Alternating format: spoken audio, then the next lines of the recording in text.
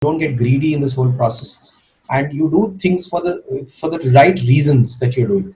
And then I think it's like ethical business, right? It's like a Yeah. responsible business that you're doing. That people you're doing good things. You should definitely earn money and create employment jobs for people, but do it the right way. So I think that is what is missing in corporate India today. And in the last 4 months, we've seen exactly that playing out, because a lot of companies have fired people, laid off people for even if they had the money.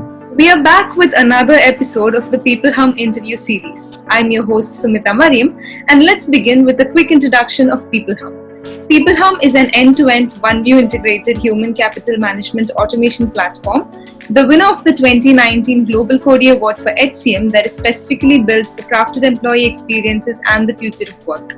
We run the People Hum blog and video channel, which receives upwards of 200,000 visitors a year, and publish around 2 interviews with well known names globally every month.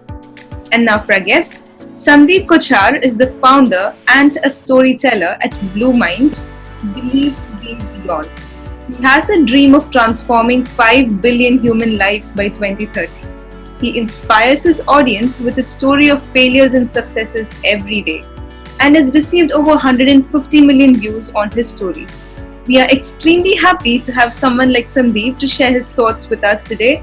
Welcome, Sandeep. It's a pleasure to have you here. Thank you, Sumita. Pleasure. Thank you so much for coming, Sandeep. So, moving on to the interview, the first question I have for you. You've had quite an eventful life and, lots of different experiences. Can you tell us a little bit about, your experiences and, what changed in you to become who you are today? That's a very interesting question, because yes, I've had a lot of stories in my life which I keep writing about. I think childhood was really the starting point, where a lot of things happened. One is that I was very short, so I was actually the shortest in my class, and so in my head also I used to feel very small. So perpetually it was that whole battle in my head. I had made this battle of me against the world, and I have to prove it to the world that I am good. So childhood is really about, am I good enough? I think so. That's where it all started, and I grew up with that same feeling of trying to prove to the world that I am good. So I think a lot of time got wasted in that whole process of trying to prove to the world. But then the other thing that also happened was that some good things started to happen also, but majorly there was a lot of failures in terms of, so for example, I did not know what to study after my 12th boards. And somehow my grandfather wanted me to become an engineer, and I thought that maybe that's the only thing I can do. And hence I kind of went into that route, and I couldn't clear engineering in 4 years. So I was the last last guy to get maybe graduate, and it took me 5 years to graduate. And I also couldn't find a job after that. So that was another problem, because I was told that I didn't have the skills, and that time it was a software boom and era that time. So I just somehow did some courses, and I became a software engineer. So that's how really the journey started. But a lot of those fears in my head when as a child remained. So I used to always be scared of failure. I used to be scared, okay, what will people say about me? And I also used to uh, I was very insecure as a person. I used to feel that I am not, maybe I can never just make it. So, and then as my career progressed, also, people started to question that I am not good enough, because. So I became a software programmer, and I was really bad at it. I just couldn't. Just imagine a poet trying to become a programmer. So that's what. Now in my childhood I used to write, so I continued writing for myself and all of that. But I never had the. Again, I used to feel in my head that, look, I don't think I can make it. But there were other things that also have started to happen as I started to kind of progress in my career. Things started to look up, and things started to improve. But um, a few interesting incidents that came through were that I used to have these very interesting dreams, and I'm saying interesting, but they were actually horrible dreams. So one of them was that I'm standing at the top of a mountain cliff, and it's all dark, and somebody comes from behind and just pushes me, and basically I just fall into the valley. So this used to haunt me a lot, and almost till I would say 30. I mean, even my early 30s, I was seeing such dreams, and that's when I triggered a thought within me that maybe I should just try to introspect a little more. So I picked up Sigmund Freud and tried to interpret my dreams. So that's where the journey really started. And as I read about Sigmund Freud and read that book, Interpretation of Dreams, I came across something very interesting called lucid dreaming. And lucid dreaming is, if you've seen the movie Matrix, it's really about, can you be awake in your dream? Yeah. So I started to, I thought that maybe, the answers to my problems lies in that. So that's where I started to, really get into lucid dreaming, and it took me a while to start dreaming at will because that was very tough. Dreams don't come when you want them to. I mean, it's like just like life, right? Whatever we want so badly in life, we don't get them. And then eventually dreams started to come, and then it took me almost 6 odd months to start to even lucid dream, as in, I could dream, and then I could be in the dream, and I could switch between dream and awake state. So this happened, and then eventually I had to get that dream where I was standing on the cliff of the mountain and all alone, and there's all complete darkness, and it's that devilish darkness, right? Which is really lonely, and that was really my reality also. So yeah, after a year of practice, I got that dream, and I was able to lucid dream. So I wasn't, finally I was standing on that cliff, mountain cliff, and it's dark, and then I knew that somebody is going to push me now. So I thought, what should I do now? Because I had to solve that problem. So at that very moment, it just came to my mind. Okay, let's just turn back and see who is it. So I just turned back, and guess who was there? It was me. So I realized that all my life, that's what I was doing.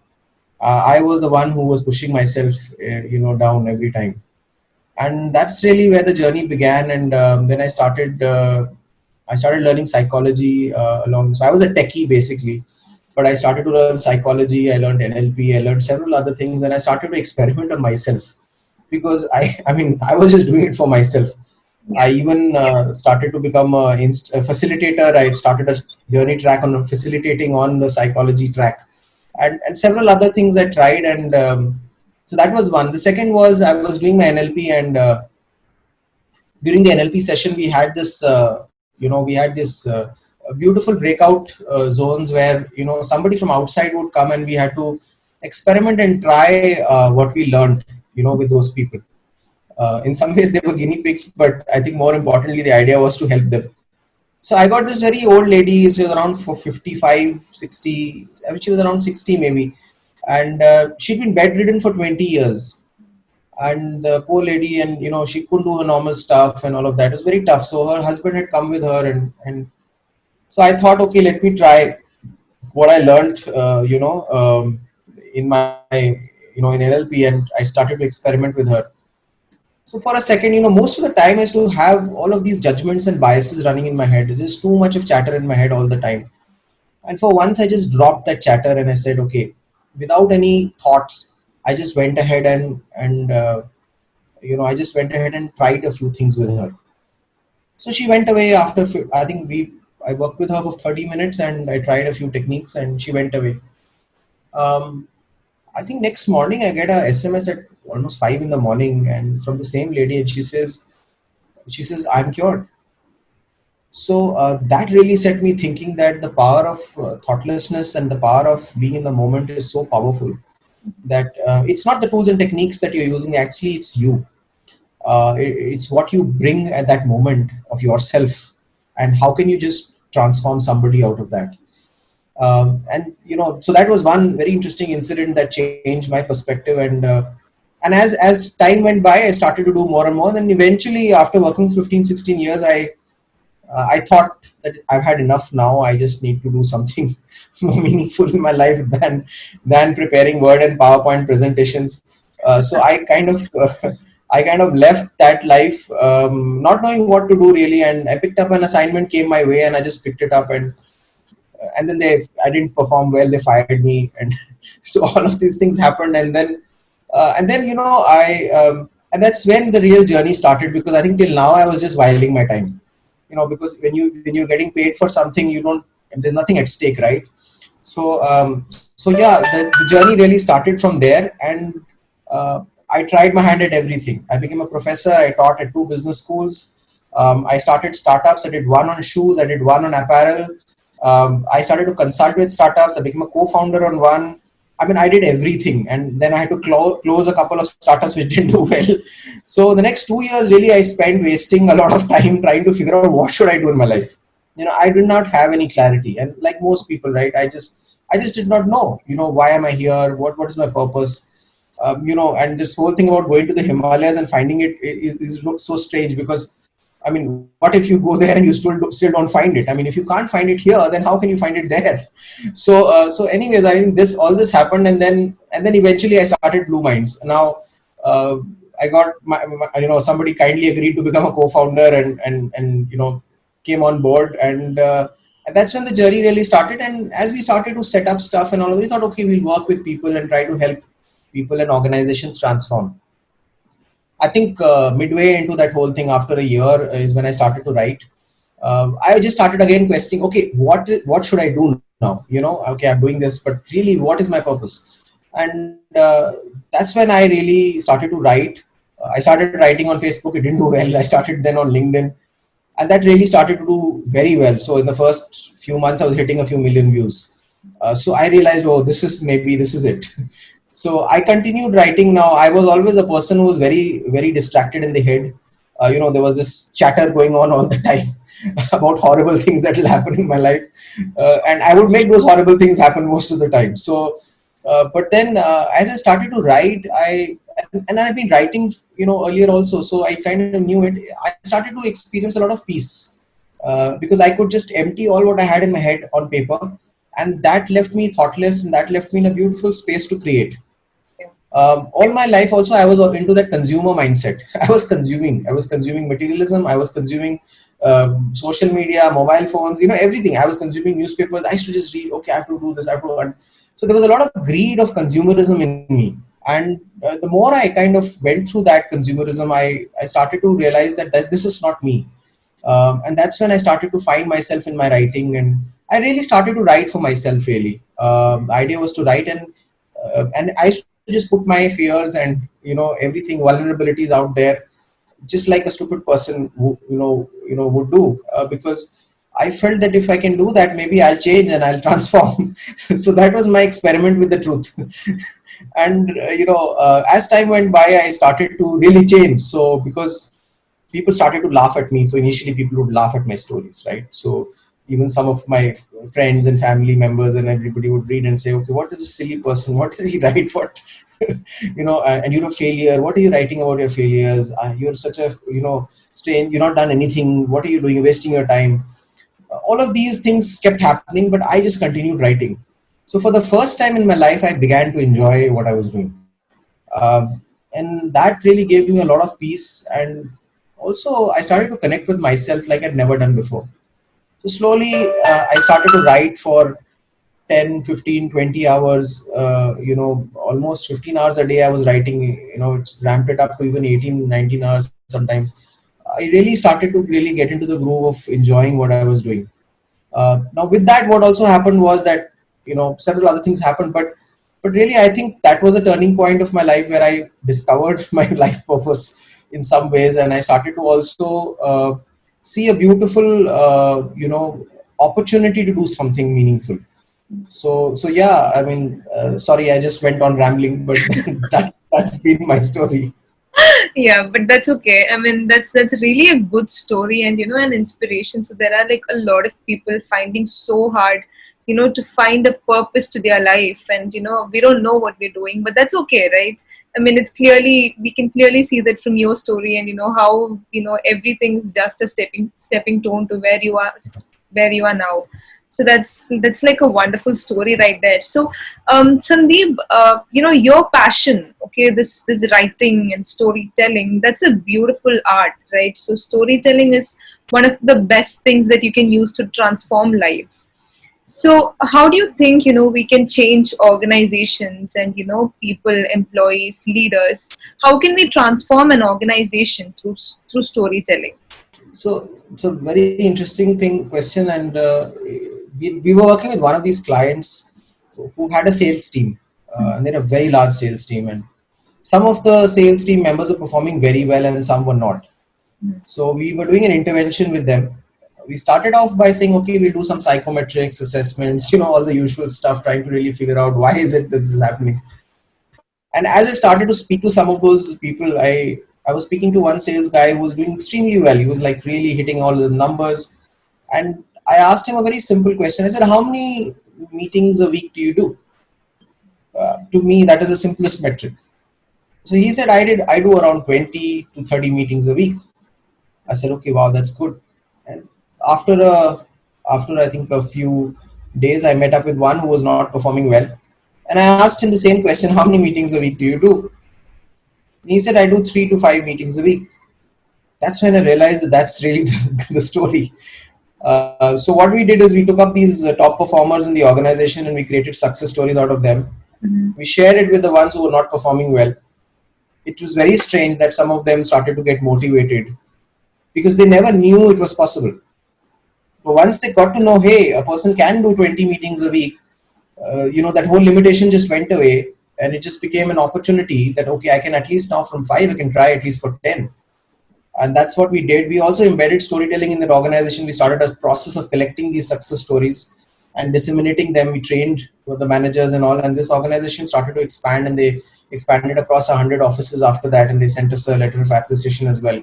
So really, I think the power of stories is really if you can, the person who's not able to do it, if he hears a story of inspiration, a story that will make him think or her think that it's possible. I would think you can change organizations, and similarly, you can change people also. So the other bit is that some of the stories that we've done is on diversity, for example. Someone who's struggling to work in this, and let's say he's got some special disabilities in some ways, and if he's overcome odds and done something amazing, it empowers not only that entire set of people, but also it also makes other people who have the abilities to realize that, look, you have already got it. What are you doing with it? So I would say stories really inspire people to do amazing things, and also sometimes we have these limitations in our head that maybe it's not possible, but if you just keep going, it's possible. So I just write maybe 1 or 2 stories a day. That's it. That's all I've been doing.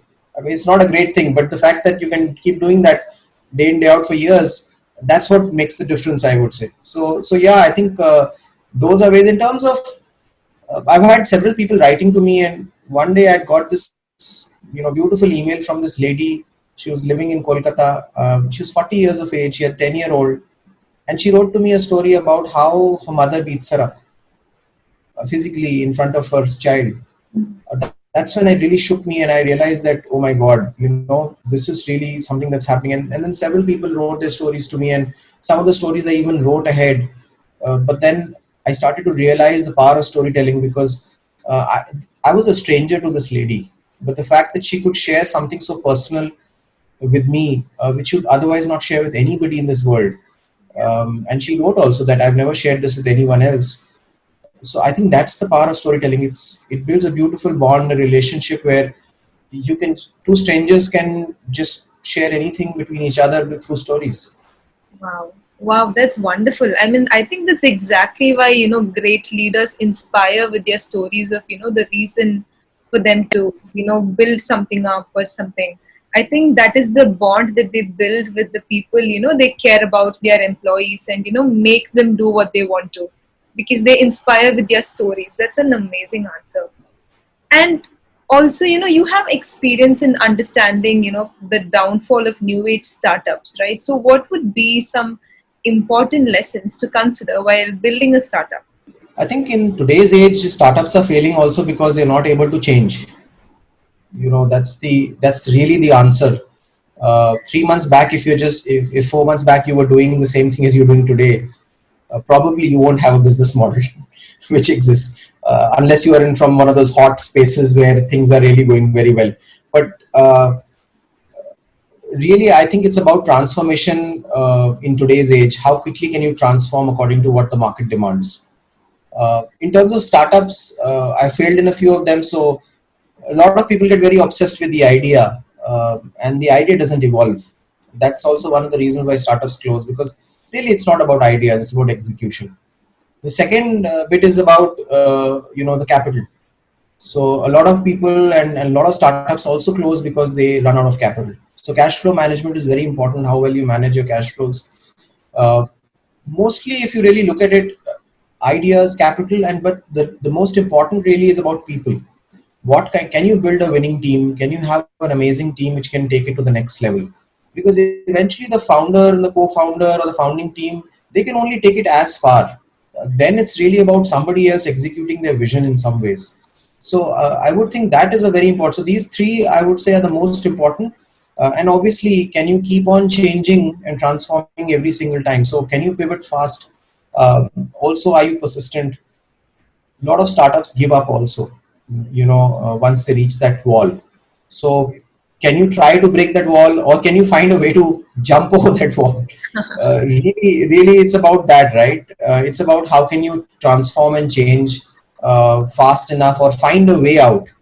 It's about survival, it's about hustling, but not hustling for the sake of it in 20 directions, but really can you focus in one area and just be focused in that area. So for example, we run a storytelling firm and we are focused on storytelling. There are a lot of businesses which are built around and about that storytelling piece, but really it's about storytelling. So that focus is so important. And lastly, I would think, for most startups, the one thing that I feel that especially in India and even Asia, we don't know how to tell our stories. So storytelling is very important for any startup. How do you really market your story, whether within or outside the organization?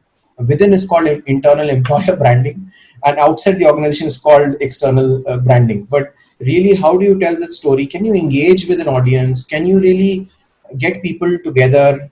Can you create a movement of sorts? So that's what we've been trying to do. Can we create a movement around storytelling? Can this transform people? Millions of people. Can we? So that's been really the endeavor. But I would say those are the areas, maybe 3-4 areas where startups really struggle and close. Yeah, I mean that's so right, and that's such a compact answer, and it covers everything. Right from innovation to transformation, and targeting the right audience and giving them what they want, right? Motivating them. So yeah, that makes a lot of sense. And so coming a little bit, to your followers, you have a massive 400K followers on LinkedIn, right? So how important do you think does social media play a role in one's growth, and let's say success also, right? And how can we leverage it for the right reasons? How can we not make it all about ourselves? Yeah, so I had 3 zeros less than when I started. So yeah, it's been it's been a long journey from there. So yeah, with 400 followers, you can't do much, and there's not much that people would want to. I mean, look up to you also. But I would say followers are really a byproduct of what value you are adding to their lives. So really, my endeavor is, can I help as many people every day in whatever form or shape? So um, the more people you help, basically the number of people you are helping are becoming your followers. That's pretty much how it really works. So you need to really give, and you need to give freely. This is another big I would say a big trap that people get into. Everybody wants things, but nobody wants to give. So I think giving is very underrated in the world today. And I think the old India was very different, the new India is extremely different. We just want, it's all about, what do I get from this? So I would say that now with followers, comes responsibility, that whatever, now I have to be a little careful when I write. Earlier I used to write whatever I felt like. I would not think even once, okay, if I write this, what's going to happen? Now when I write, I do have to see, okay, am I going to hurt somebody's sentiments? Is this going to stir up something which is not right? So I think there's a lot of responsibility also that comes in. At the same time, I also realize that I can influence a lot of people now. So maybe I can contribute to building a better nation. I can contribute to helping people think in a positive direction, helping giving hope and positivity. So my stories are really about that, though there are all negative stories that I write, but it's really about positivity and hope that, that some good thing is going to happen. So now in terms of businesses, see, I never knew that, if I do this, I can build a business around it. Really, I mean, I'll be lying if I say that. Um, I think after 2 years of almost 2 years of writing, I started to see that, leads started to come in. Hey, can you do this workshop for us? Can you do this intervention for us? And I said, wow, this is amazing. That business is coming in through that whole channel. And that is how we built all our businesses. It was really organic. It was whatever people asked, we started off and started doing. And it was beautiful because it was like, okay, now I come to know what the market demands. So in some ways, we were really understanding what the market demands from us, and we started to learn that area, and we started to get into that area. So that's how we kind of went. So you can build businesses. Social media branding has now become even more important because today in the job market is so tough that everybody has to stand out, and there is no other way to stand out than to have a social media brand. You can either stand out if you have amazing skills, or you have a great network, Yeah. and network slash brand. Only two reasons. In fact, if you find anybody who's got a job during this time, either that person is very, very skilled, or he or she has a great network. There is no other third reason that can come about. Yeah, maybe plain lucky, but that's people are not hiring nowadays based on, okay, I like, because you got a choice of hundreds and hundreds of people now applying. In fact, the job market has gone 10x in terms of job seekers, and the number of jobs have gone down by 10 times. So it's actually 100 times more difficult for a person. So really, social media can help you build your brand and help you differentiate from the crowd. And you'll be surprised, a lot of people that we've been hiring have all been from social media. We see, okay, what are they doing? Oh, they're doing some interesting work. Can they add value to our organization? Or collaborations for that matter. Can we collaborate with this organization? They're doing something interesting. So I think social media is a I would say, channel to tell your story. And if you can tell your story really well, there's no limit on what you can do through social media. I mean, we have a million people who have written to us giving evidence that our stories have made an impact. So you can imagine the enormity of this whole thing, that you can actually impact a million lives by sitting in your, I mean, I used to write in my drawing room when I started off, so I used to just sit and write on my phone, and I still do that today. So I think it's a great opportunity, and especially the new generation. I'm seeing a lot of new youngsters coming in, and right from college they start off because they realize this is what they want to do or whatever. So I think it's a very powerful platform, but also what you do with it is very important. I've seen a lot of people just monetizing it for the sake of monetizing. You know, I think that's where they damage the brand. Yeah. They may build the business, but they damage the brand. So I think that's a very important thing, that you don't get greedy in this whole process, and you do things for the right reasons that you're doing. And then I think it's like ethical business, right? It's like a responsible business that you're doing. That people, you're doing good things. You should definitely earn money and create employment jobs for people, but do it the right way. So I think that is what is missing in corporate India today. And in the last 4 months, we've seen exactly that playing out, because a lot of companies have fired people, laid off people for, even if they had the money, which I thought was so sad to see.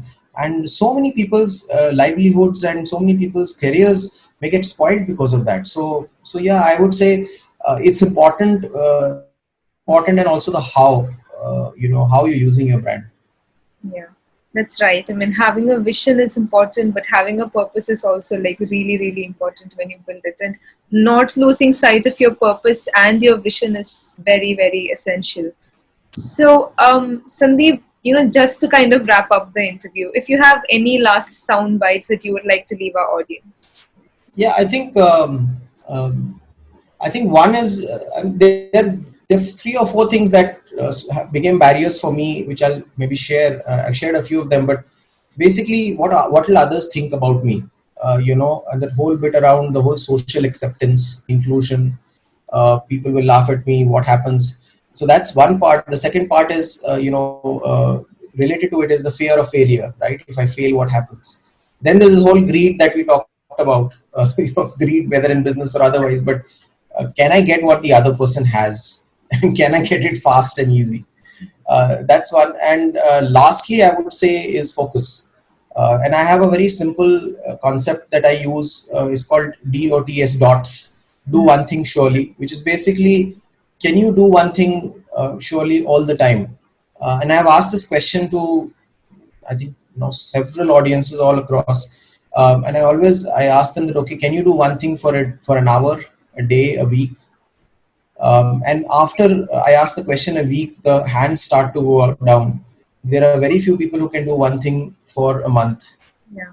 and that's where the competition ends. So the competition really ends at do one thing for a week. And if anybody can go beyond that week to a month, and then beyond that month to a year, that's when a beautiful.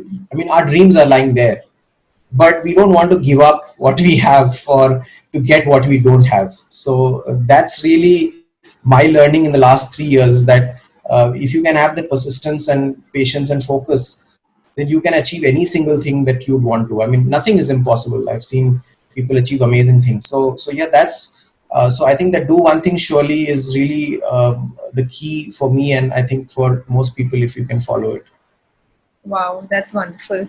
I mean, that was such an amazing interview, Sandeep. I think what makes an interview interesting is the content, right? And you had all the right stories and the right approach, and I really enjoyed it, and I'm sure our audience is going to find it really, really helpful. Thank you so much for your time and for sharing your views with us. I will keep in touch with you and have a great day ahead. Thank you so much, and it was a pleasure speaking to you. Thank Thank you, you. and thank you to everybody. Yeah.